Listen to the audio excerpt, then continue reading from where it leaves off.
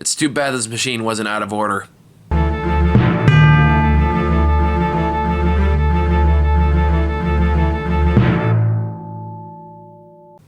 Not my best joke, but meh, it'll do. So yeah, this is one of the movies I'm catching up on. This one on Netflix a couple weeks ago, and I figured like, okay, well, I missed this in theaters, so I might as well watch it now. This is The Machine, which is based on a very funny bit by Bert Kreischer. I'm saying his name right. Which you haven't listened to or watched that bit. It's a pretty good bit.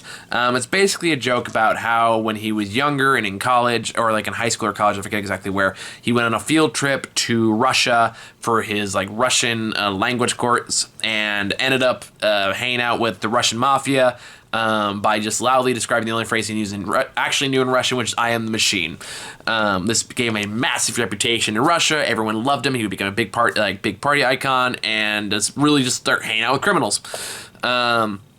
So this movie takes place many years after that, and this one proposes that story is completely true. Where Bert Kreischer is an adult now. He's a very successful comedian, although he's struggling to find his groove again because he's trying not to drink anymore because it led to some abusive behavior with his daughter, who was 16, and it was causing like damages in his relationship with his wife. But now hasn't really been doing comedy for a long while afterwards. He's depressed. He's not doing very good. So at his daughter's party, which is much bigger than the daughter actually wanted, because the Brett is making all about himself, he runs into his father, who's played by Mark Hamill, which you can just tell is the only reason the movie got made. Who is like trying to reconnect with him a bit or trying to help out because he's been told that he's been struggling lately. But while this is happening, he gets ambushed and kidnapped by a Russian woman whose name is Irina. Irina? Yeah, I think so. Yeah. Is that right? I don't know. Yes, Irina. Irina, who is looking for a watch that Bert took while he was in Russia. Although he has no memory where it is, he just knows that has vague memories of what happened, and they use that memory to try to rebuild the trail so they can find the watch for whatever purpose she needs it for. So this movie is bad. It's bad. It's really not funny. This movie feels like it was written in the early 2000s or 2010s, and it just sat in limbo for years. That's kind of what it feels like, honestly. The humor is very of that time. It's very much just bottom of the barrel, just dick and like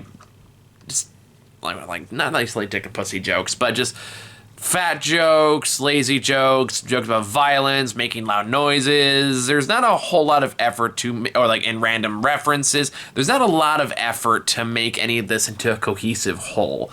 And it really does feel like a vanity project. Somebody should have stepped in and stopped. And that's not an insult to Bert Kreischer in particular, because I've seen some of his work and I have found some of it funny. Or Bert Kreischer, sorry. And I'm sure like everyone seems like they're doing their best, but it just does not come together. Mark Hamill looks like he's having a fun time, I don't know, man. It's not one of those movies that just kind of just painful to sit through because it just feels like regurgitation of a bunch of much better comedies you've seen. The premise isn't strong enough to maintain almost a 2-hour runtime. Or however fucking long this movie is. I don't know why we have this new mandate where every movie needs to be fucking 2 hours long.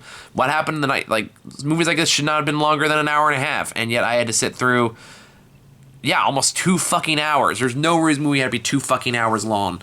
And it's just, I don't even know how much I have to say about it other than I was counting down the minutes for it to be over. And again, I'm not as cynical as I used to be when it comes to stuff. I feel bad for saying that these days. Because you can tell this is probably a vanity project. This is probably something that he maybe just wanted to do either for fun or experience, or maybe you thought this would be like a legitimately good story. People involved did not have the talent to actually make any of it work. Which is a shame, because maybe you could have made something with this. I don't know. I'm getting older. I don't like being mean anymore. I really don't. It's like, but you gotta call a spade a spade. This movie fucking sucks. It's Go watch John Wick. Go watch something better with like a similar premise in Russia and have a good time with it.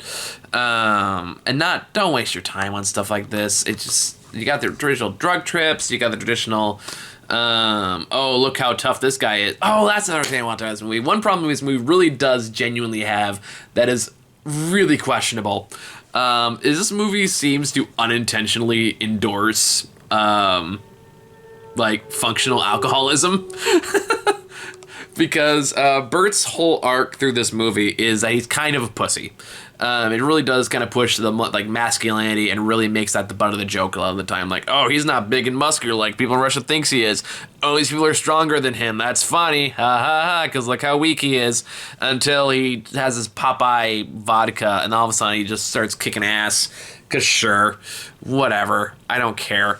But the whole speech they have towards the end of the movie is with Mark Hamill and Bert. They're kind of reconciling their differences and acknowledging that, yeah, it's okay to be vulnerable in order to reconnect with your family. That's an important thing to be, which is good, but that's also followed up with you're suppressing a half of yourself by not drinking, and that's why you're alienating your daughter. It's why you're alienating your family because why you can't be funny anymore because you're not drinking. So you need to embrace that party stuff. You need to be the machine. That is what you need to be, and that encourages them to like down a vodka bottle like it's, again, a goddamn Popeye's spinach. And that's when he starts to have this big fun big action sequences where he kicks all kinds of ass somehow. And it's just it's questionable at best, problematic at worst. And it's kind of emblematic of the film in general, which it feels like it doesn't have much to say, and what it does say is very iffy. So yeah, I don't recommend it. Is where I'm going with this, and I'm glad I didn't see it in theaters, because if I saw it in theaters, it'd be much more painful. I'd be much angrier, because it means I would have had to have leave the house. I would have had to leave my house and put on my actual pants and not just my sweatpants, although I probably still would wear my sweatpants, and actually sit down through 2 fucking hours of this. Yeah, it sucks. You probably didn't care about this movie. I didn't care about this movie. But I need to fill this channel up with some content, so here you go. The machine sucks. I hope my misery was worth it to you. On to the next one, where I'm also miserable. Bye.